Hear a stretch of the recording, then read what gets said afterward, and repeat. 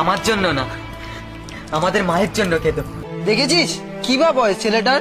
এই অল্প বয়সে প্রাণখানা যাচ্ছে ছেলেটার, অথচ দেখো মুখে কি হাসি, কি মাটিতে গড়া এ ছেলে।